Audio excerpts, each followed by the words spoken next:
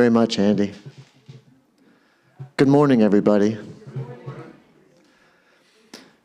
My name is Grant Thompson, and I would like to welcome you to the Berkeley Fellowship of Unitarian Universalists.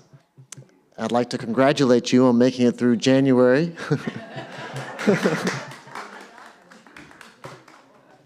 I don't know about everybody else, but January was rough on me with everything that's been going on. Still going on. That's true. It's very true. I want to extend a special welcome to our friends on Zoom. We are part of a free religious tradition that honors the loving heart, the open mind, and growing together within the beloved community. Please silence your cell phones. And if you have any announcements, please write them down and give them to Jeff in the AV corner over there who's waving his hand.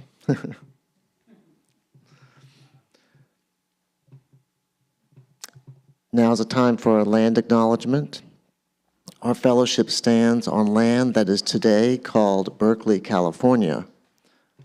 It is located in the stolen territory of the Ohlone people. We honor them today and always for their wisdom and resilience.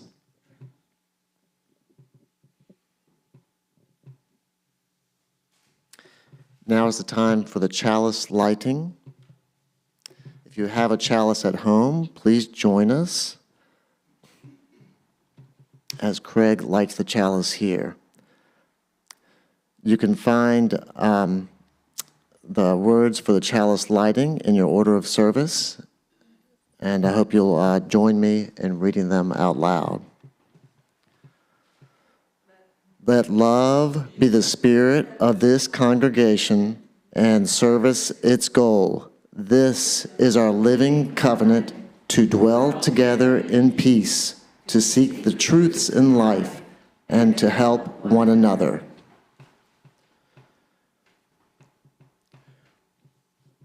We light our red candle to mourn Black lives taken by police violence, to proclaim that Black lives matter, and to express our commitment to Black liberation, reparations, and the end of slave capitalism. Please join the choir in singing our first hymn, which will be The Oneness of Everything.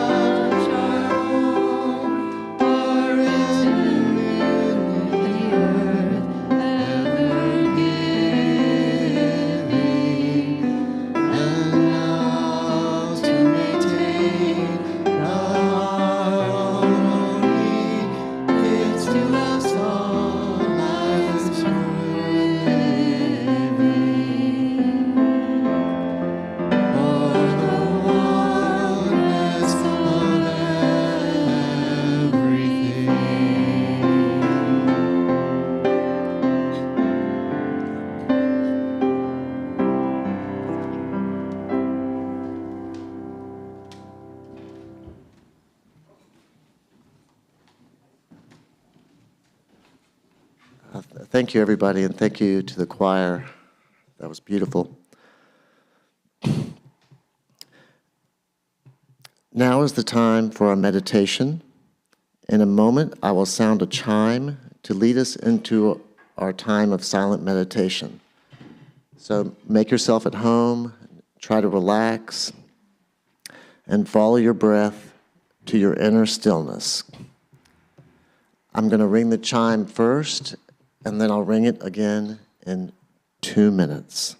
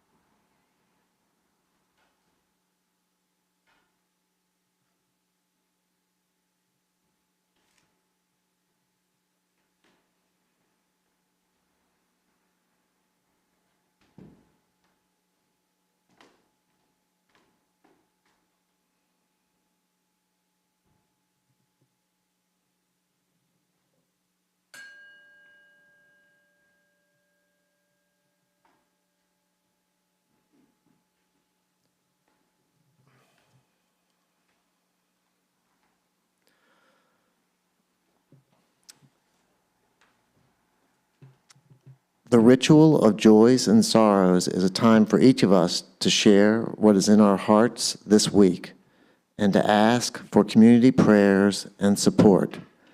Each week, we lay out a book, which I have here, that you are welcome to write in about your joys and sorrows. And I want to share now from the book. Phoebe says, we're honoring the legacies of Barbara Lubin, Michael Parenti, and Jana Ranuzzi, who often grace this stage and our hall. We are also calling on in the spirit of Keith Porter, Renee Good, and Alex Preti. May they all rest in well-deserved peace and inspire us to rise in power.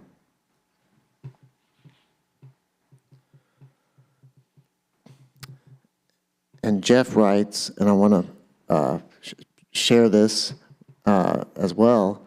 We're very happy today to have Satinder Singh speaking to us today. And I'm really looking forward to that. Thank you very much for being here. And one person wrote, trust in the divine.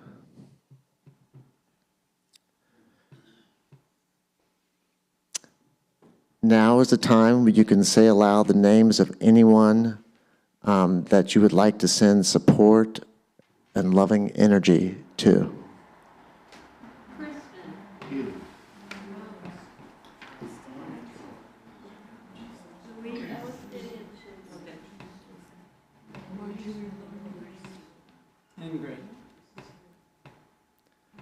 Ingrid. All children, yes.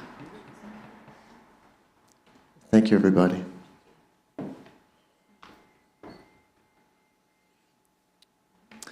Now we move on to the silent part of our morning ritual.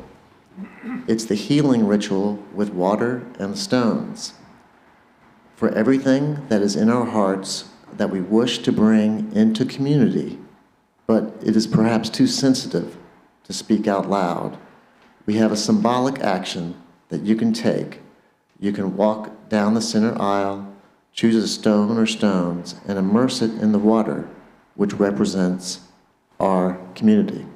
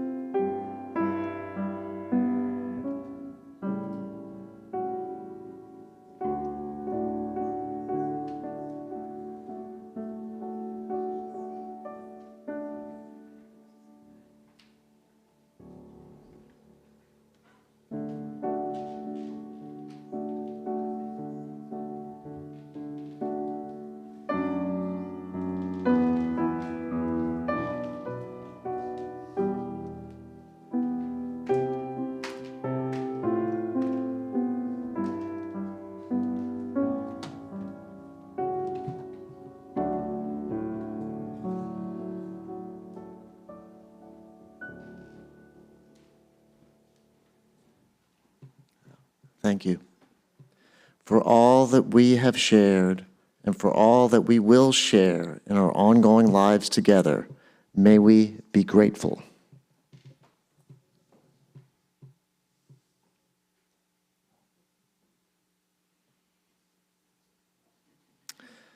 Today's meditation song comes from the Buddhist tradition, and it's found in the order of service.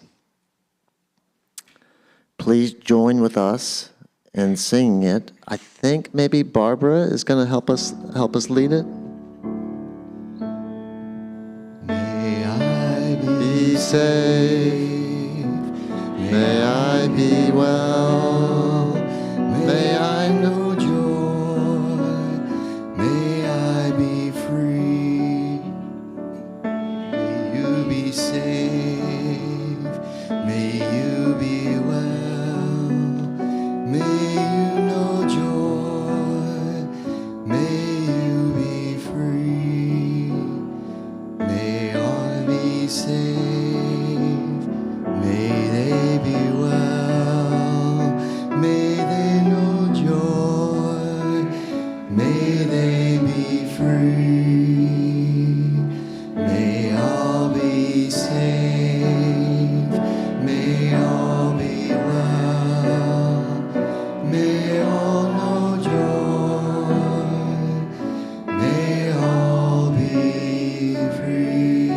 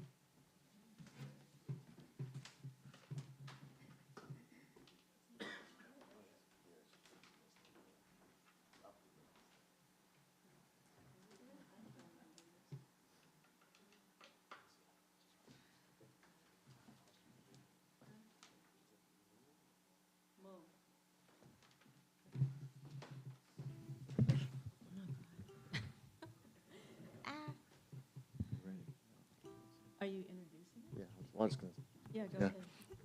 ahead. So our next song is Mantra by Melissa. Thank you, Melissa. Okay, and anyway. I'm pretty congested from hay fever, so I might change keys. I gotta figure out which key.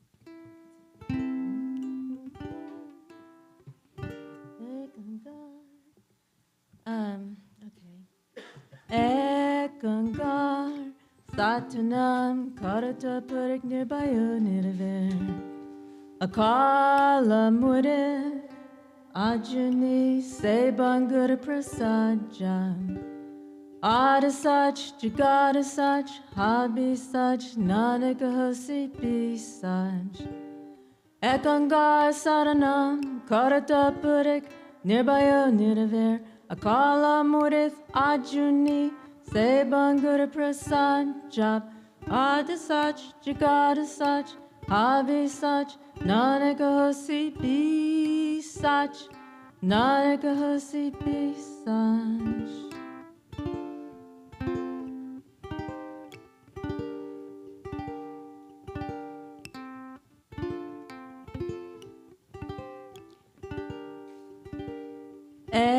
Ekankar Satanam Karata Purik Nirbayo Nirver Akala Murit Ajuni Sebangur Prasajam Adasach Jagadasach Habisach Nanakahosi Bisach Ekangar Saranam Karata Purik Nirbayo Nirver Akala Murith Ajuni Sebangur Prasad Jab Adasach Jagadasach Abhisach Nanakahosi Bisach Nanakahosi Bisach Nanakahosi Bisach.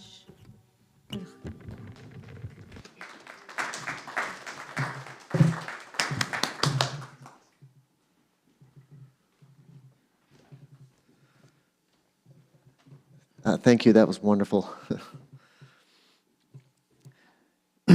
We are very pleased to have with us today Satinder Paul Singh. Satinder Singh is a structural engineer and has been a regular attendee at the El Sobrante Sikh Center congregation for over 35 years. He taught Sunday school for nearly 20 years, from 1995 through 2014. He has also mentored high school students in the community and has often volunteered on behalf of the Sikh Center. After his talk, if there's time, we'll have a question and answer period, so you might give some thought as you're listening and thinking about any questions that you might have and anything you'd like to know about. Thank you, Satinder Singh, for coming today.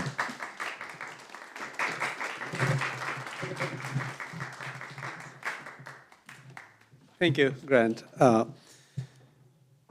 I am not a preacher by profession, so pardon me for whatever limited knowledge I know. And before I start, it reminds me of a story that once a group of seekers, they went to a guru to ask for, what is the source of light in this darkness?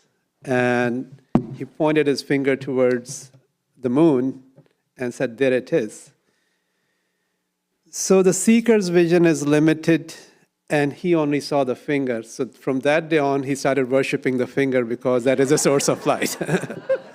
So I don't know where I stand, whether I can see the moon or I can see the finger, but I'll try to explain whatever I know of Sikhism.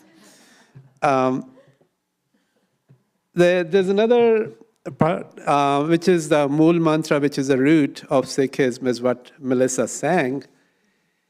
And that exactly is the gist of the Sikh ideology of one creator.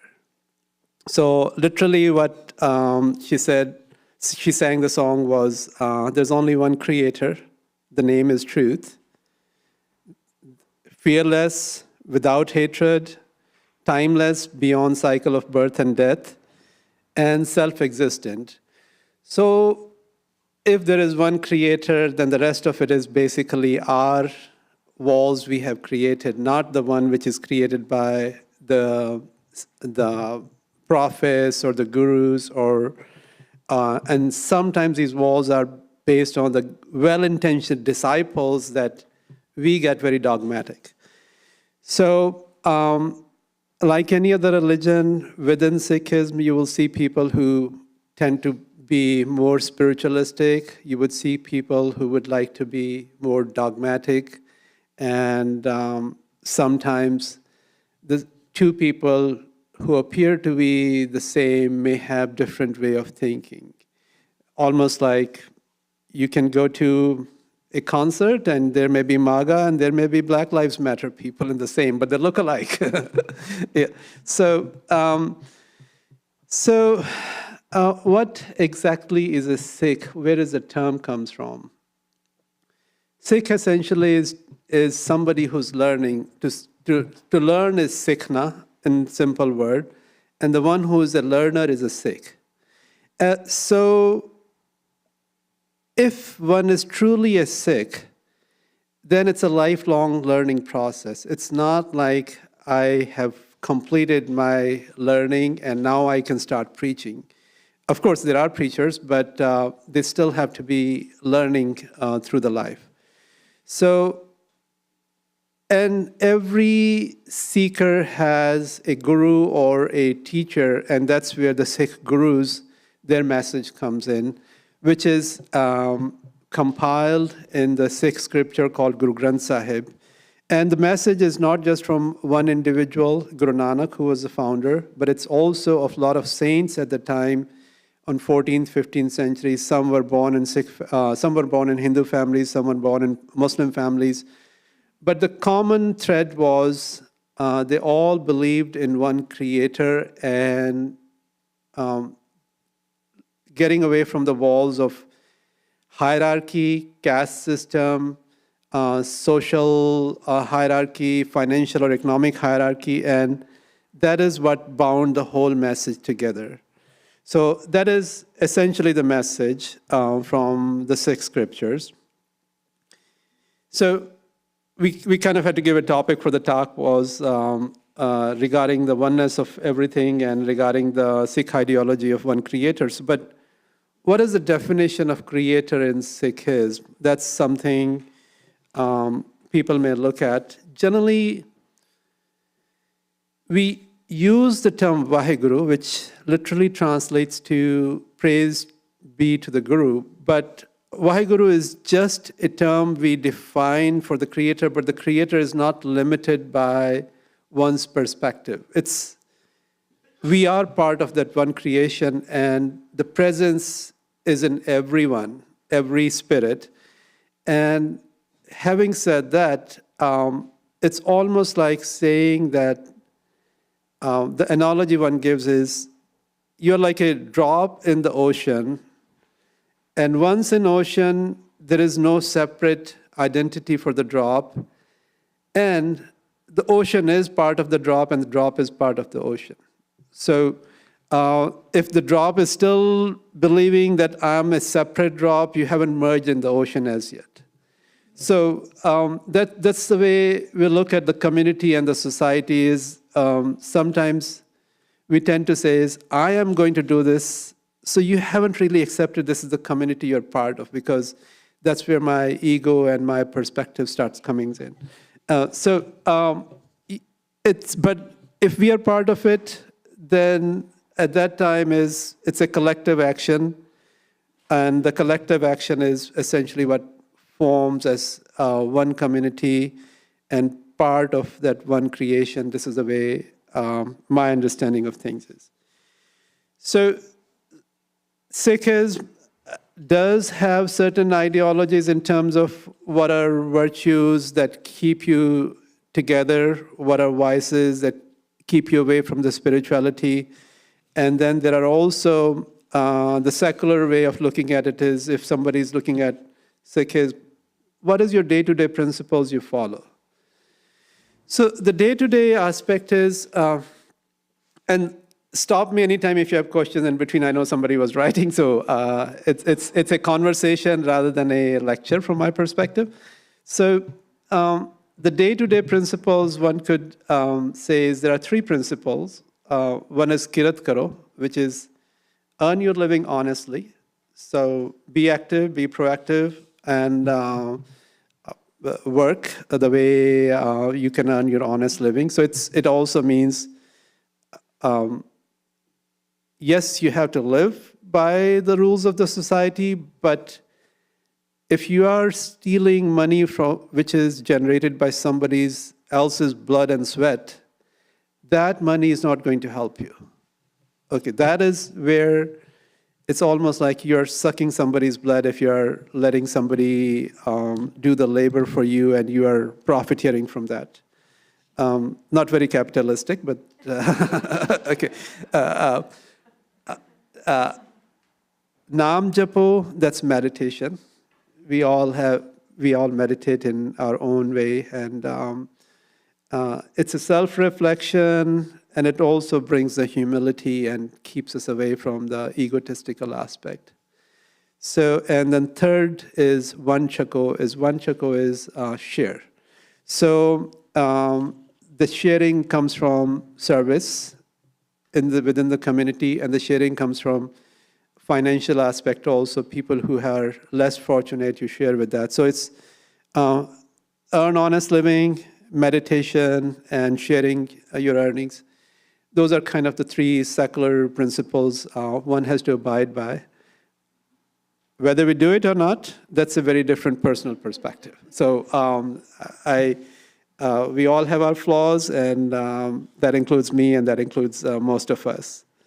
So, and then the aspect which I was saying just to introduce about the Sikhism was, what are the aspects of virtues and vices which are generally considered not any different from any spiritual ideology.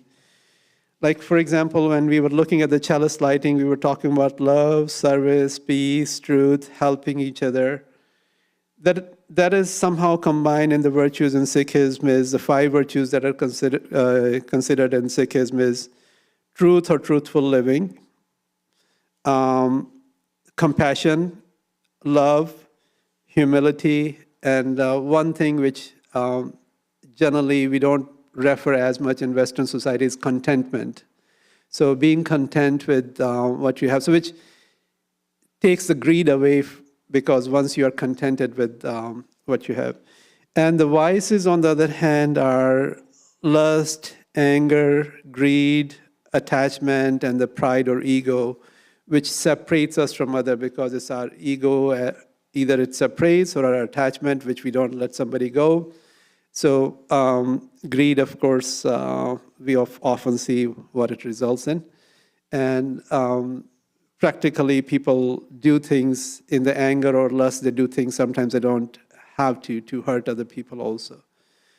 So that's kind of the summary of what those seekers spend in their way of life, which they practice over years and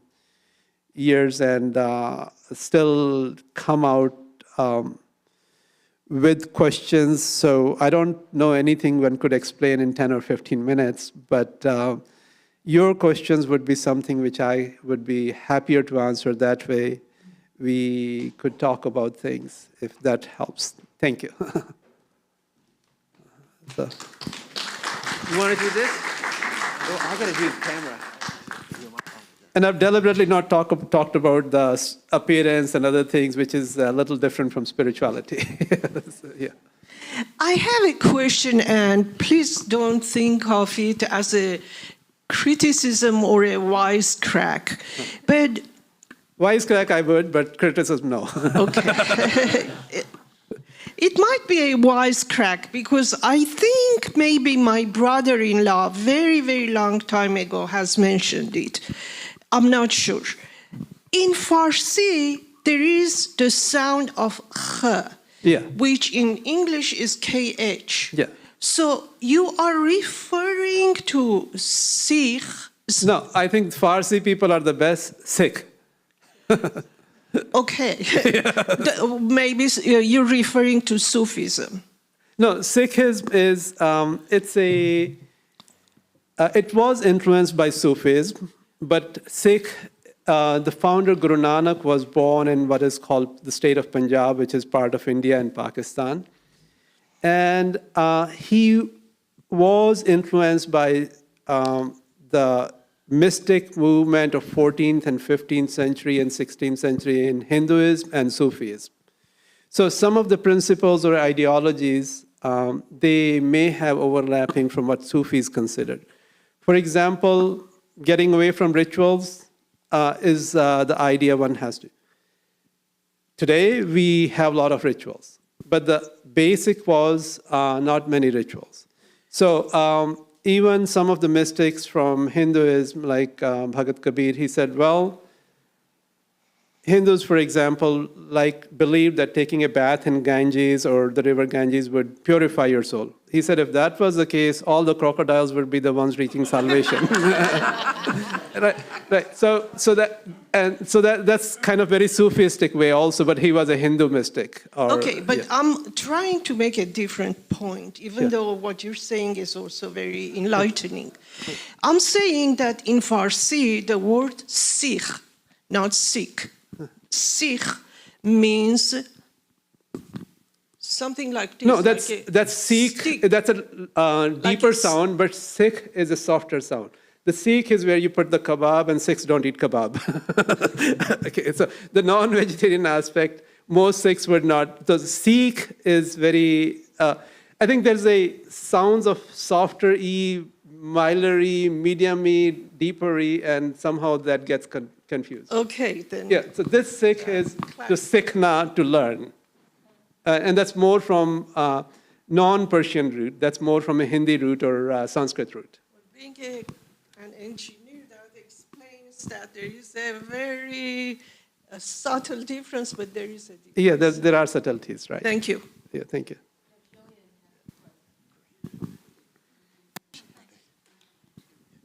Okay, thank you. Is there a cohesive way that Sikhs believe or interpret Creator? Given that there's so many shades of, some of us are agnostic, some are atheists, some believe in God. And so, for me, this is always the personal mystery, right? Is this just evolution or intentional design? Do Sikhs ask those questions? Okay, as I said, there is two aspects. One is the spiritual aspect, one is the religious aspect of it. Religion is always very particular. You stay within those two lanes, two lines essentially. So you have to worship in the morning, you have to worship in the morning, you have to pray, you have to give 1/10 of your income, you have to appear in a certain way, you don't interact in a certain way. If you're not going to go to somebody, say, drink alcohol and those things.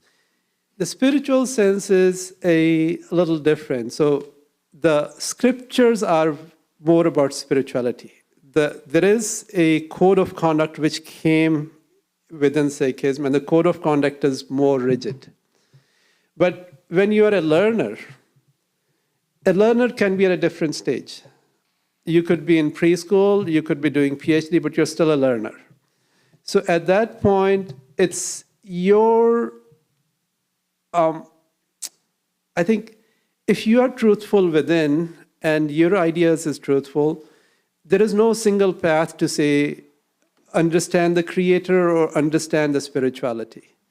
I could reach the same goal in different vehicles. So religion for me personally, I'm not talking about a Sikh teacher or priest. For me personally, religion is the vehicle which you take to reach certain destination. And for me to say that Ford is better than Tesla to reach there, I don't know. And that's where the religions actually become very dogmatic, that my way is better. And think of it, every religion tells you, give up your ego and accept everyone. And despite that, we end up saying is, my religion is superior to yours. Yes.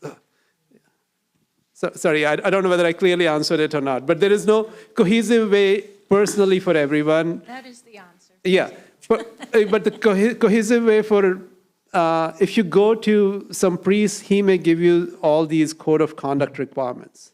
No, there's a difference Yeah, between yeah. understanding and a code of conduct. Yeah, so, sorry. Thank you. Okay, I got the microphone, so I get to go next. Sure. And thank you very much for coming. I've always been fascinated, but know very little about your religion.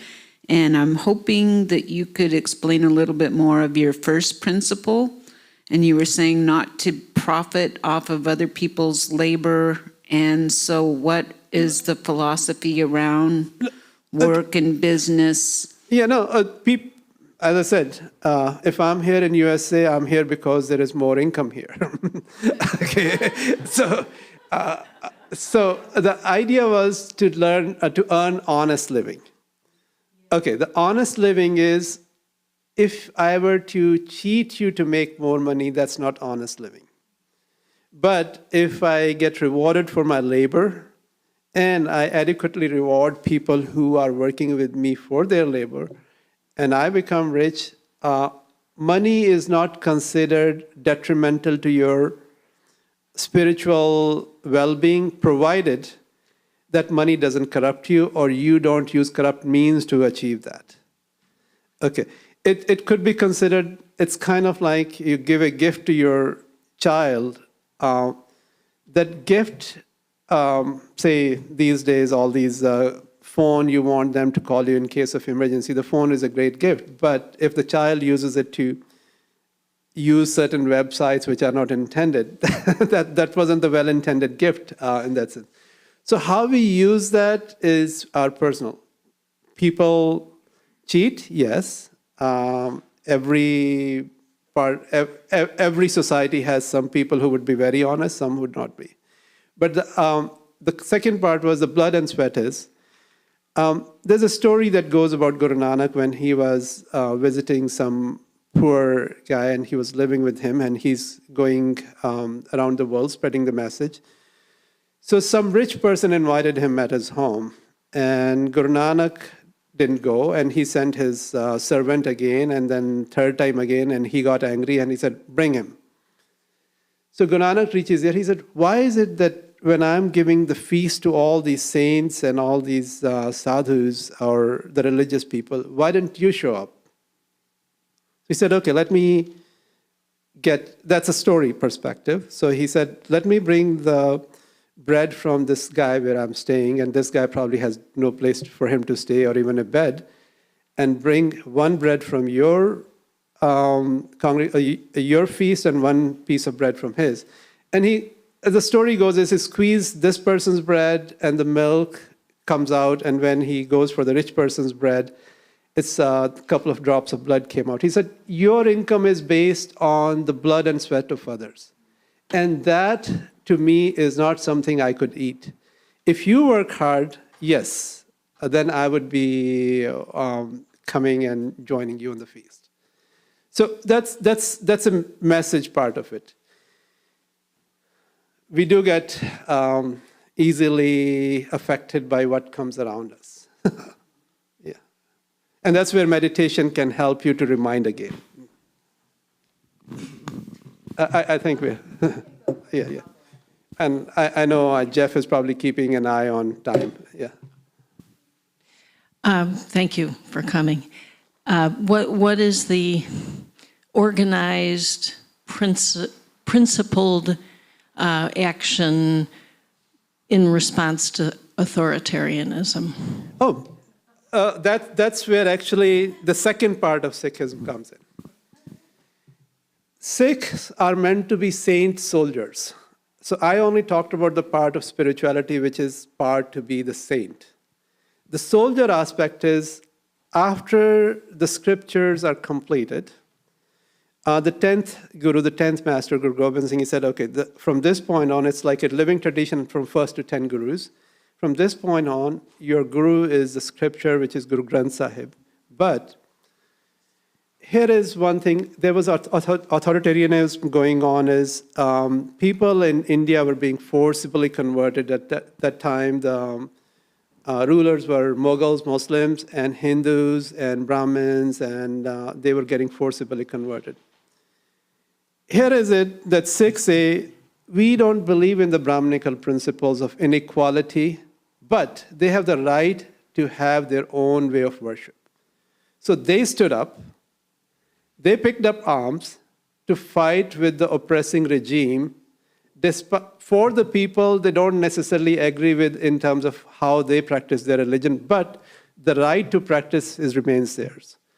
Okay, so at that time, authoritarianism is the Sikhs, the baptized Sikhs now, from that point on, they keep 5 Ks in Punjabi, but 5 symbols.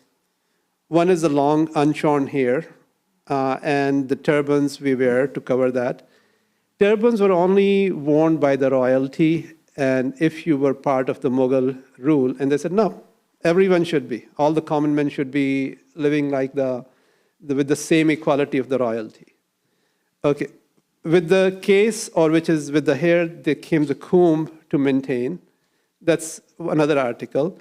Third article was a sword, and sword was only carried by the soldiers of the ruling group, and they said, no, common person, to resist oppression, they could pick up arms. And that's the soldier part. And then there is a long, short, and then this bracelet, which all Sikhs wear. And the bracelet is just a reminder that anytime you're taking an action, this bracelet comes in the way to show you that your action should be rightful. So it's kind of like a chain attached to the spiritual side, is that you should not be taking a wrong action. Again, we are all humans, we all have flaws. So that is the second part of when you see a Sikh typically wearing a turban and unshorn hair and a bracelet. I'm not baptized, so I don't carry the sword, but some Sikhs as symbol would be carrying the sword, but that's where their perspective of oppression was. The side that comes sometimes is some people try to become soldiers before they become saints. And that is where you start making mistakes. Because if you become soldier before you become a saint, that is where you start making mistakes, because now you are fighting for things not on the righteous sense, but you are just fighting sometimes. Yeah.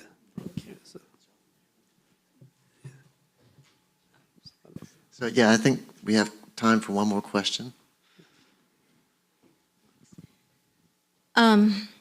So what is the ultimate goal of the Sikh practice? In Hinduism, it's sort of, they have karma and reincarnation, and eventually you get off the wheel of karma and reincarnation. So what is the ultimate goal of the Sikh spiritual practice? A lot of people may give their different answers on very religious way. For personally is, actually most of the answer that comes towards is the karma philosophy, which is adopted in Sikhism. You have good karma, or you do good deeds, you get good karmas, you get rewarded. You do bad karmas, you may get rewarded in different ways. But the goal is to rise above the karma. The goal is to rise above the judgment. And that judgment is not only for others, but for your own self. As you live a life, a way of life, which is honest and to the best of your capabilities. You have lived a reasonable life, did seva, did service, be kind, love people, have humility, and stay away from some of the vices we talk about. And once you give up this idea of I'm superior or inferior, or I have been I have done something and I should be rewarded, or not done something and I should be rewarded differently. Once you go away with it, it's you are out of the cycle of birth and death. That's a Sikh philosophy, which essentially means what is nirvana is you are at an equipoise. You don't care about what goes on.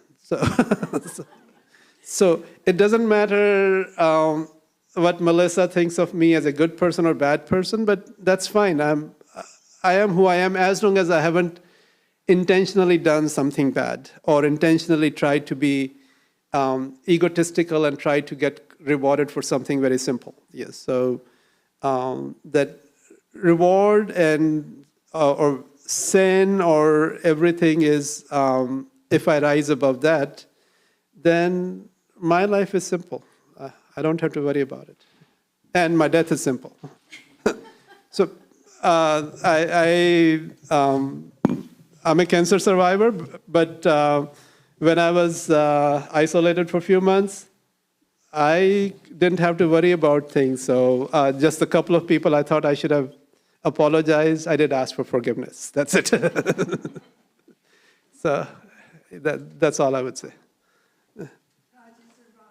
No, thank you.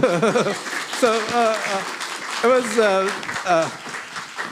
It's kind of interesting that if I were to go, I would be equally comfortable leaving at that time too. Yeah, my wife wasn't, but I was.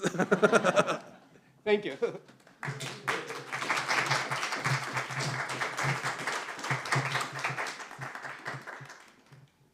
Thank you very much, Satinder Singh. Really appreciate that.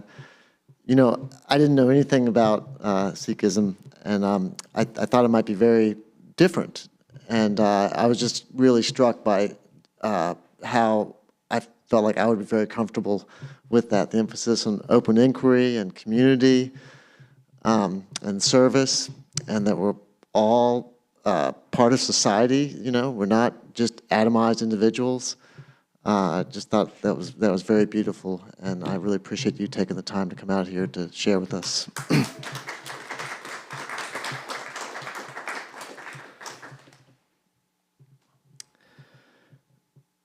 Now is the time when we share our responsibility for the home which we are creating together. Our shared plate partner for February is Hope for Haiti. Hope for Haiti works with the Grand Ravine Community Human Rights Council in Port-au-Prince to provide full scholarships for children in Haiti to attend school. Because of their efforts, many children have been able to attend school. In 2024, Hope in Haiti also started providing lunches for children at school. The offertory song will be Namaste by Tom Rudderow. Thank you, Tom.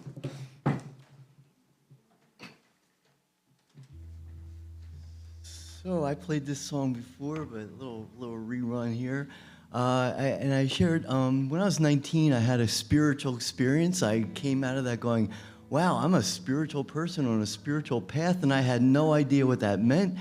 And the only religion I knew was Christianity, so I decided I was a Christian, went off to a Christian college to study Christianity so I can convert the world. And the first class I took was Religions of Mankind, and I started learning about these other religions. And I'm like, why is Christianity supposed to be special? And I started converting to the East, I guess.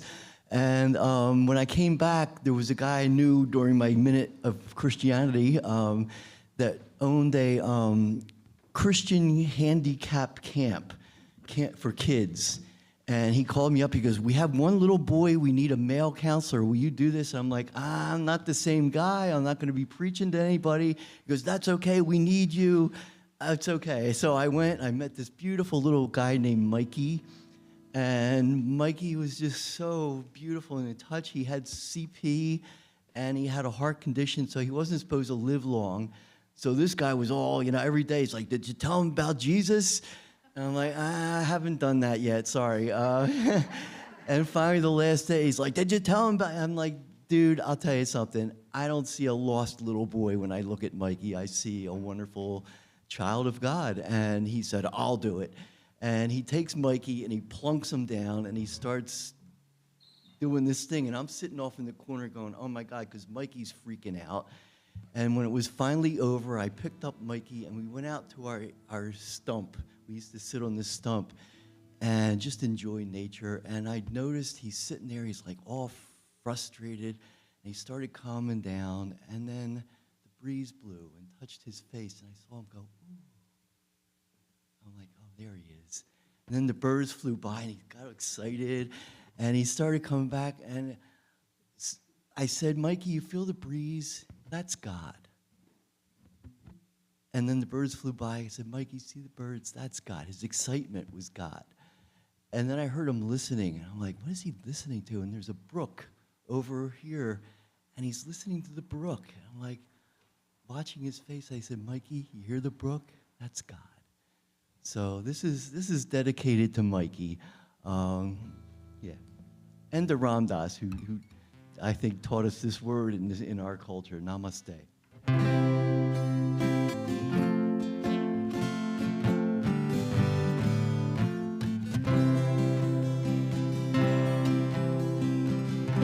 Feel it in the tingle, the wind on the skin. Feel it as we mingle among friends and kin. Aware of it or whether not, it's everywhere we've been. It's everyone we've known and loved. It's without and within. Namaste, namaste, I see me in you, in me. Namaste, namaste, to love myself is to love thee. See God within, I vow this day. From my heart, all I need, I'll say. Namaste, namaste, my heart to yours. Namaste. See it as the birds fly by, the joy and the thrill. Watching clouds float in the sky, the peace so tranquil. Sitting quietly alone, discover when we're still. It's everywhere, below, above, in valley and on hill. Sing with me. Namaste, namaste. I see me in you and me. Namaste, namaste. To love myself is to love thee. See God within. I vow this day from my heart. All I meet, I'll say. Namaste, namaste. My heart to yours. Namaste. Hear it in the bubbling brook, nature's lullaby. Each loving gaze or glancing look, each passing being's eyes. To find it in all that is, all we need do is try. To know the unknown, unheard of, the source of you and I. Namaste, namaste, I see me in you and me. Namaste, namaste, to love myself is to love thee. See God within, I vow this day, from my heart all I meet, I'll say. Namaste, namaste, my heart to yours. Namaste. It's everywhere in everyone. It's every when in all we've done. Remembering to recall it's one in everything under the sun. And know it in a troubled heart, feeling it is alone. Within each time we make a start to stretch and learn and grow. Stretch out our hand and spread our heart in every seed we've sown. Our soulful yearning groan, whereof divine within is shown. Namaste, namaste, I see me in you and me. Namaste, namaste, to love myself is to love thee. See God within, I vow this day from my heart, all I meet, I'll say. Namaste, namaste, my heart to yours. Namaste, namaste, namaste, my heart to yours.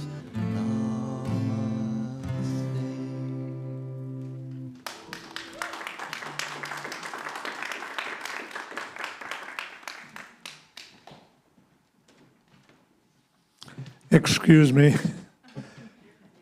I'm overwhelmed by the fact that the BFUU for this month of February is going to dedicate the extra gift for social services to us, Hope for Haiti. I never expected that. And of course, I've talked about it in here. I don't have to explain it now, but I did make some applications if you're interested. We have a real tough problem. As you may know or not, the support of the U.S. basically has been to keep the elites in control of Haiti, and the thing has gone to hell. It's sinking, it's closed, they don't have any money now, and so I hope you'll help us out.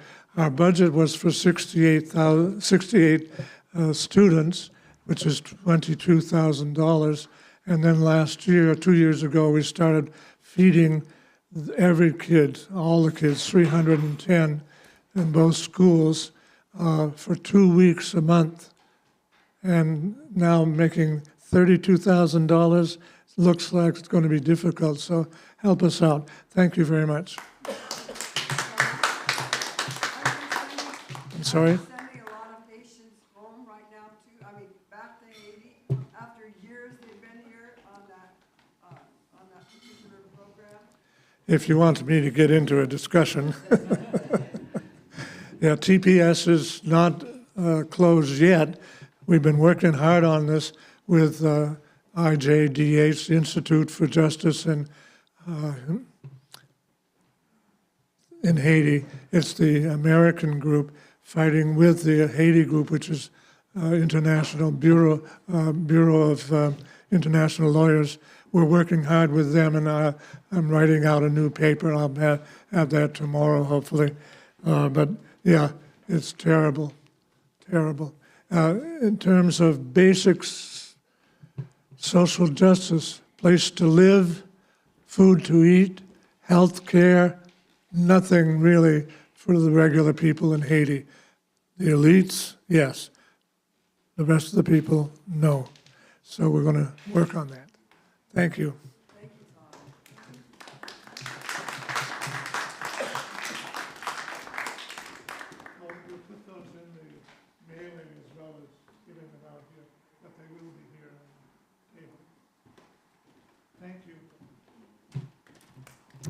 Thank you. Well, with that word, let us dedicate our offerings to the work of this fellowship, which is creating beloved community within and beyond these walls. We dedicate ourselves, and these are offerings.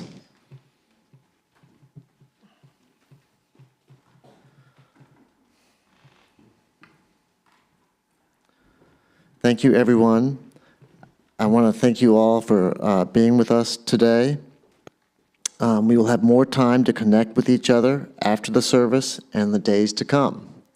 Specifically, the days to come might well be next Sunday, February 8th, when we will have Across the Racial Divide, How 28 Years in Paris Has Changed a Black Journalist's View of the World by Ricky Stevenson. Ricky began her love affair with Paris as a child.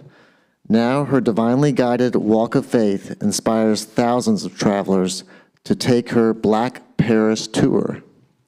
Learn more about the rich legacy of Black Paris history through the eyes of this Oakland-born journalist.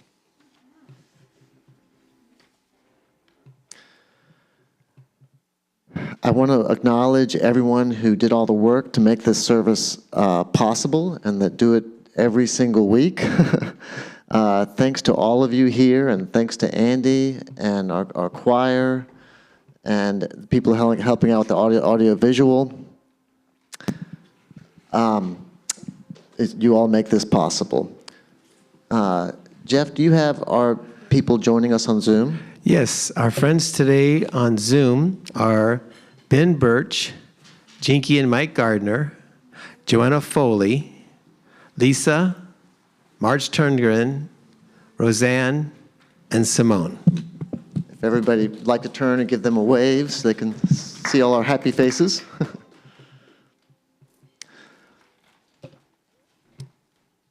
So please check your order of service and or the email newsletter for announcements.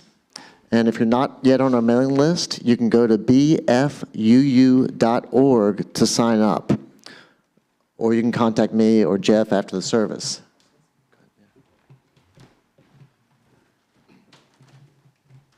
Thanks, everyone. Let's see. On Saturday, February 14th, Jillian's daughter, Tamsin Finn, we've heard her here before, remember? Anyway, she's going to be here 7 p.m. to 8:30 p.m. It's a Saturday, February 14th. And she'll lead Songs for Humanity, $25, $15. There's a sliding scale. No one turned away for lack of funds. Love of humanity? Love of humanity. Love songs for humanity. I got new glasses.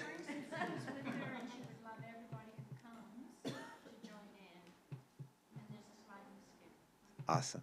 Thank you. Let's see, this Thursday, there'll be worship service committee will get together to plan services. So if you want to hang out with some people and help us decide what things should happen here in the future, just let me know and we'll give you the link. We meet on Zoom, 7 o'clock. There's, if you want to volunteer and help out in the AV corner, we could use one more person. one more person. That might be you. Maybe you want to do it once a month. It's so fun. I've been doing this, 100 times in a row, pretty much. Anyway, I never leave that corner. So it's a lot of fun back there, and you're missing out.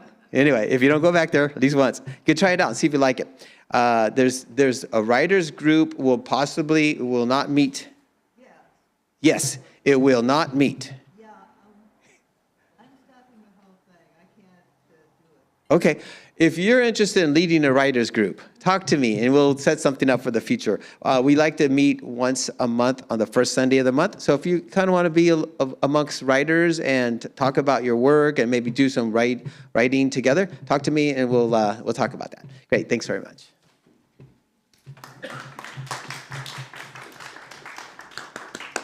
Thanks, Jeff. Our next song is One Love by Bob Marley.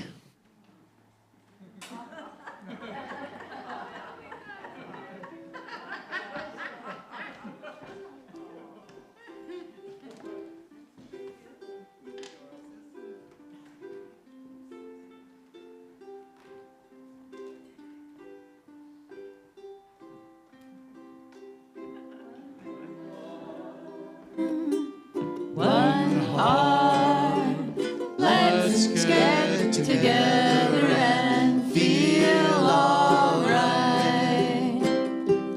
One love, one heart. Let's get together and feel alright. Give praise and thanks to the Lord, and we will feel alright. Let's get together and feel alright.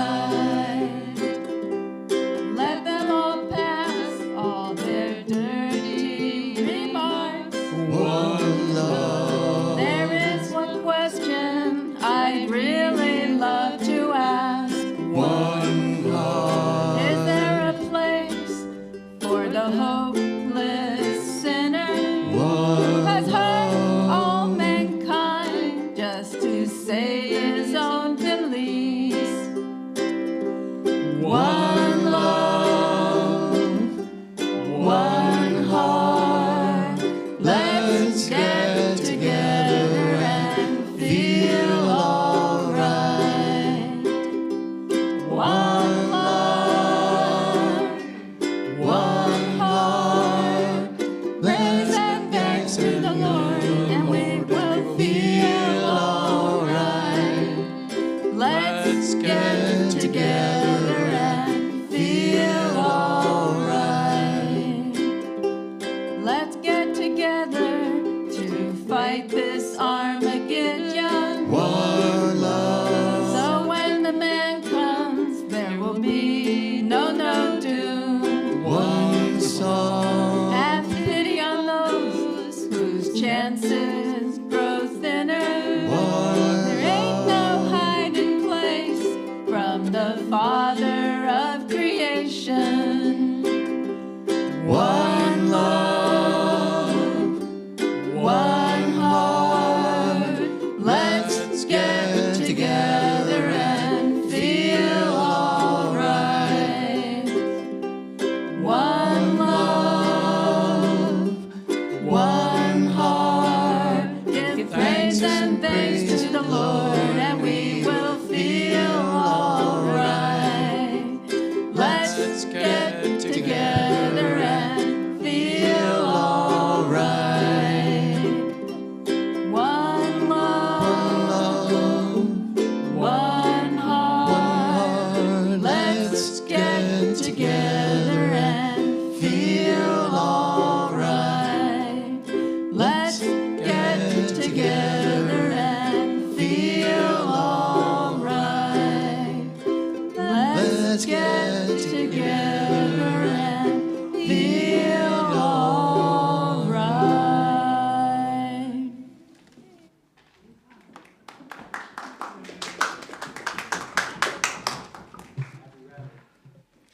Thank you all. Now is the time for us to extinguish the chalice. Please join me in reading the words from your order of service. We extinguish the flame of this chalice, but not the warmth of love, the light of truth, or the energy of service. These we carry in our hearts until we meet again. Thank you, Craig. Thank you, everyone, for joining us today. After the service, I hope you'll stay and join us. We have some light lunch and snacks in the back. And now it's time we do our final circle. We're going to do Circle Round for Freedom.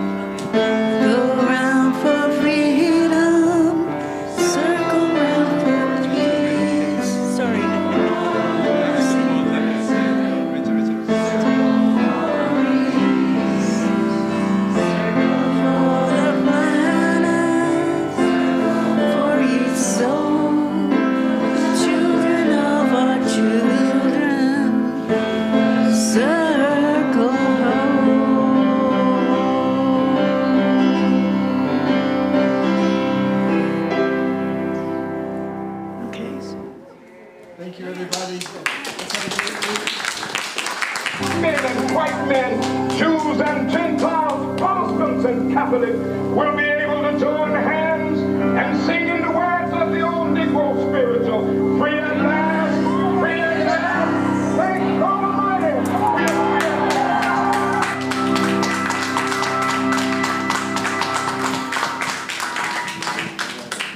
Thank you, everyone. Let's enjoy our lunch and each other's company. Have a great week.